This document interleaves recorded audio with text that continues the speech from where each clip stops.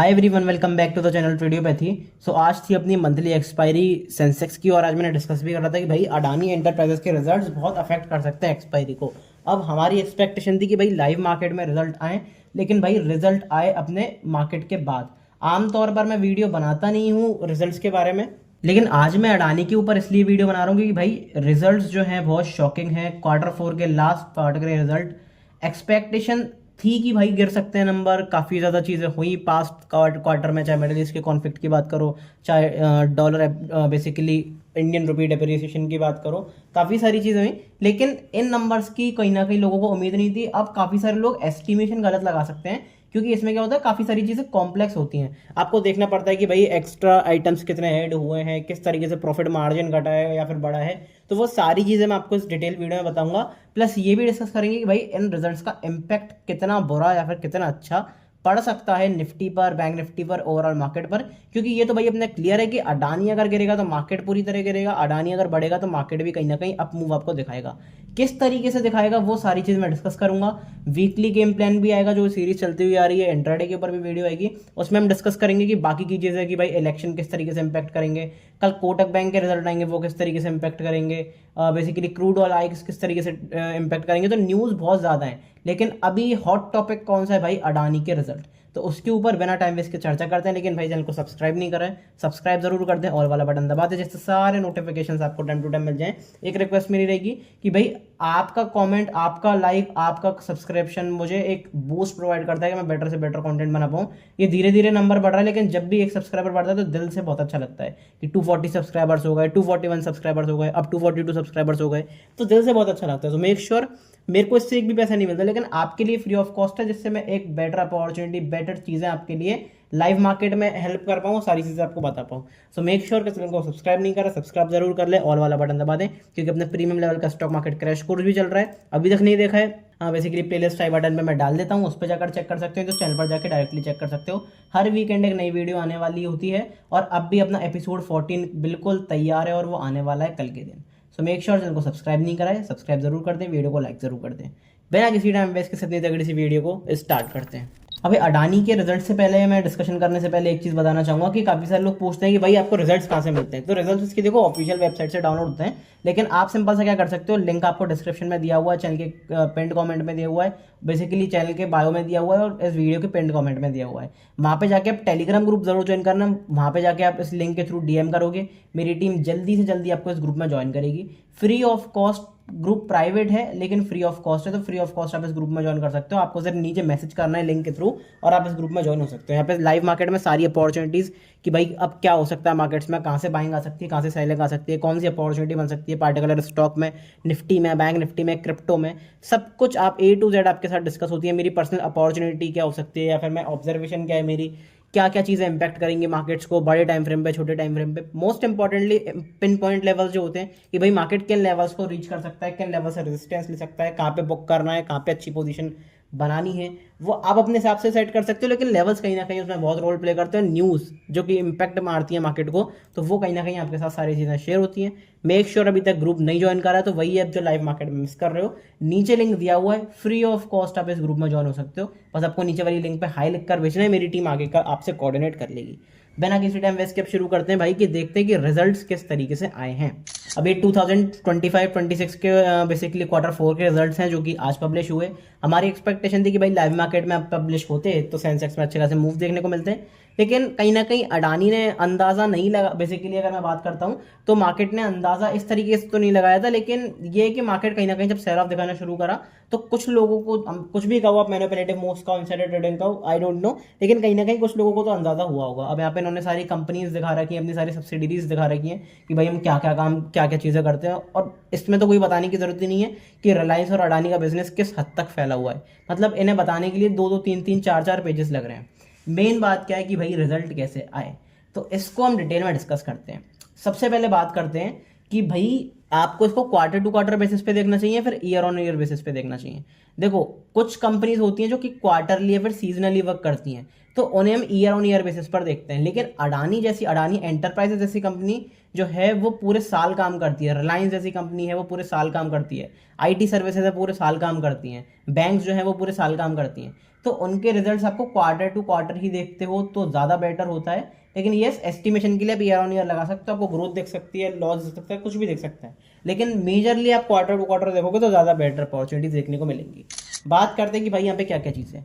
Operation से revenue कितना है, अगर आप देखोगे यहाँ पे तो आपको क्वार्टर टू क्वार्टर इंक्रीज होता हुआ मिलेगा रेवेन्यू, और ईयर ऑन ईयर भी इंक्रीज होता हुआ मिलेगा रेवेन्यू। तो रेवेन्यू में कोई दिक्कत नहीं है। अगर हम नेट इनकम देखते हैं तो आपका पिछले साल इस क्वार्टर में था 27,000 करोड़ के आसपास, ठीक है। अब कितना है, अब है भाई बेसिकली लास्ट क्वार्टर में कितना था 25,000 करोड़ के आसपास। अब कितना है 33,000 करोड़ के आसपास। तो अगर आप year on year basically year on year देखते हो तो अच्छा खासा जंप, क्वार्टर ऑन क्वार्टर देखते हो तो बड़ा जंप देखने को मिलता है। तो यहाँ तक तो सब कुछ पॉजिटिव चल रहा है बेसिकली अडानी एंटरप्राइज के रिजल्ट्स में। शॉकिंग चीज़ आपको मिलेंगी नीचे, कैसे नीचे मिलेंगी उसके बारे में बात करते हैं। थोड़ा सा आप नीचे करोगे तो आपको देखेंगे भाई खर्चे, कंपनी के एक्सपेंसेस बहुत बढ़ते हुए। लास्ट क्वार्टर में आप देखोगे तो कंपनी के एक्सपेंसेस थे 24,000 करोड़ के आसपास, लेकिन इस क्वार्टर में कंपनी के खर्चे हैं भाई 32,000 करोड़ से भी ऊपर, 32.5 करोड़ थाउजेंड करोड़ के आसपास। यहाँ पे कंपनी के बड़े खर्चे हैं, मतलब कंपनी की जो एसेट में मान लो या फिर किसी भी चीज़ में मान लो, कहीं ना कहीं कंपनी के खर्चे बहुत ज़्यादा बढ़ रहे हैं। तो यहाँ से क्या एक एक्सपेक्टेशन है कि भाई प्रॉफिट डिक्लाइन होता हुआ मिलेगा, और वो आपको रिजल्ट्स में भी डिक्लाइन होता हुआ मिला है, वो मैं आपको नीचे दिखाता हूँ। अब सबसे पहले अगर मैं आपको थोड़ा सा नीचे करके प्रॉफिट दिखाता हूँ एक बार कि भाई कंपनी का प्रॉफिट किस तरीके से चल रहा है। तो हमने ये देखा था कि कॉस्टिंग बढ़ी है तो प्रॉफिट कहीं ना कहीं थोड़ा बहुत डिक्लाइन होना चाहिए, लेकिन प्रॉफिट में पूरा चेंज ही पलट गया है। आप देखो लास्ट ईयर इस टाइम पे इस क्वार्टर में क्या था 3900 करोड़ के आसपास, यहाँ पे कहीं ना कहीं प्रॉफिट था बेसिकली कंपनी का। लास्ट क्वार्टर में देखोगे तो 55 करोड़ के आसपास। इस क्वार्टर में 124 करोड़ के आसपास लॉस, मतलब कहीं ना कहीं कंपनी लॉस में जा रही है, नेगेटिविटी में जा रही है। अब काफी सारे लोग ऐसे बहुत ज्यादा ही नीचे मान लेंगे कि भाई अडानी जो है बिल्कुल ही धरती में घुस जाएगा, मार्केट 10% लोअर सर्किट लगा देगा। देखो ऐसा नहीं है, कंपनी आप समझने की कोशिश करो कंपनी लॉस से प्रॉफिट में कब जाती है। मैं आपको ये भी बता रहा हूँ कि फाइनेंशियल रिजल्ट्स कैसे देखते हैं। अगर इतनी बड़ी चीज आपको दिख रही कि भाई लास्ट क्वार्टर में कंपनी के रिजल्ट्स जो थे वो 5500 करोड़ थे और अब कंपनी लॉस में चली गई, तो अचानक से ऐसा क्या हो गया। आपको समझना पड़ेगा कि लास्ट ईयर में अगर आप देखोगे तो आपको कहीं ना कहीं दिखेगा कि 3900 के आसपास के आपको एक्सेप्शनल आइटम्स मिलते हैं। एक्सेप्शनल आइटम्स कुछ भी हो सकते हैं, ये बेसिकली इसमें रेफर दिया हुआ है नोट 4 और 5 में कि क्या क्या एक्सेप्शनल आइटम्स है, मतलब एक्स्ट्रा आप एक तरीके से पैसा मान सकते हो कंपनी के पास आया, ठीक है। यहाँ पे आप देख सकते हो एक्सेप्शनल आइटम्स में क्या था, लास्ट क्वार्टर में 5600 करोड़ के आसपास एक्सेप्शनल आइटम मिले थे, लेकिन इस क्वार्टर में आपको कोई भी एक्सेप्शनल आइटम नहीं मिल रहा। इसका मतलब कंपनी के पास एक्सेप्शनल आइटम नहीं है। अब मान लो अगर मैं इन दोनों का एवरेज भी लेके चलता हूं तो कंपनी को आसपास कितना मिलता है, कंपनी को बेसिकली 4000 करोड़ के आसपास मान लो, ठीक है। अब अगर मैं 4000 करोड़ इसमें जोड़ भी दूंगा, अगर एग्जाम्पल के लिए मानते हैं हम एक्सपेक्टेशन, तो अगर मैं 4000 करोड़ इसमें जोड़ भी दूंगा तो भी कंपनी को बहुत ज्यादा कहीं ना कहीं लॉस फेस ही करना पड़ेगा, और वो आपको देखेगा ऊपर की तरफ। यहाँ पे अगर आप देखोगे तो इसमें लिख रहा है कि भाई एक्सेप्शनल आइटम से पहले किस तरीके से प्रॉफिट हुआ, मतलब लास्ट ईयर आपको देखने को मिलेगा 1300 करोड़ के आसपास का प्रॉफिट। यहाँ पे आपको लास्ट क्वार्टर भी 1300 करोड़ के आसपास का प्रॉफिट, लेकिन इस ईयर में 728 करोड़ के आसपास ही प्रॉफिट मिला है। अब इसमें कोई भी झोल नहीं है, ये है एक्सेप्शनल आइटम्स को हटा के। तो कहीं ना कहीं शेयर में, कंपनी के प्रॉफिट्स में प्रॉपर एक अपने को गिरावट देखने को मिली। रेवेन्यू आपको अगर मैं बात करता हूँ बढ़ता हुआ देखने को मिला।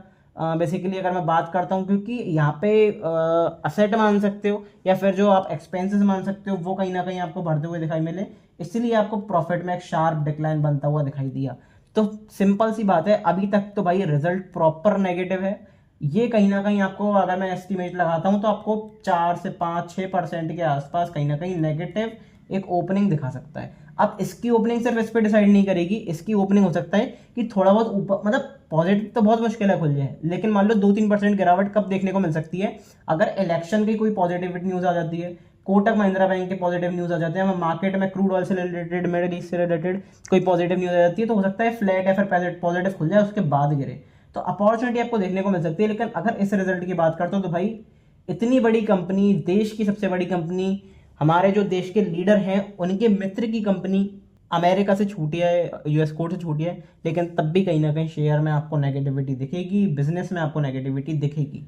मैं पिछली कई बार से बताता हुआ आ रहा हूं। और सबसे बड़ी बात बताओ क्या है, ये शेयर आपको रॉकेट होता हुआ भी दिखेगा। अगर आप पिछले 3 हफ्ते में देखोगे, 3-4 हफ्ते में प्रॉपर अपने को एक बाइंग देखने को मिली। अगर मैं बात करता हूँ तो मैंने भी यहाँ पे लॉस बुक करा था, अगर आपको याद होगा, क्योंकि मेरे को पता था कि इस तरीके के रिजल्ट नहीं आएंगे, और मैंने कहीं ना कहीं लॉस बुक करा, और 1.5-2 हफ्ते पहले मैंने लॉस बुक करा, उसके बाद कंपनी ने अपने रिजल्ट पब्लिश करे, क्योंकि मेरे पास होल्डिंग कैपेसिटी नहीं थी। मेरा रिस्क मैनेजमेंट बहुत स्ट्रिक्ट रहता है। उस टाइम पे क्या हुआ कि मैं होल्ड नहीं कर पाया, तो फिर वहां से मुझे लॉस बुक करना पड़ा, लेकिन it's okay, it's pass and parcel of the game. तो इसमें कोई आप झिझक नहीं सकते। मेन चीज क्या है कि भाई अगर आप प्रॉफिट देख के चलते हो और नीचे प्रॉफिट आप देखते हो, तो आपको दिखेगा after tax from continuing operations, वो भी आपको कहीं ना कहीं लॉस में जाते हुए दिख रहे हैं। Profit loss for the period, net आपको कंपनी लॉस में दिखेगी। 4,000 करोड़ के प्रॉफिट में थी, 57 करोड़ के प्रॉफिट में थी। यहाँ पे एक बड़ा गैप अप भी हुआ था, अगर आपको याद होगा, इस क्वार्टर में, लेकिन फिर दोबारा कंपनी एक बड़े लॉस में है। तो बिजनेस में कहीं ना कहीं दिक्कत आ रही है। आप एक्सेप्शनल आइटम की कह सकते हो कि एक्सेप्शनल आइटम नहीं मिला, लेकिन भाई कंपनी ने बिना एक्सेप्शनल आइटम के भी कोई तीर नहीं मारा है, वो चीज़ आपको समझनी पड़ेगी।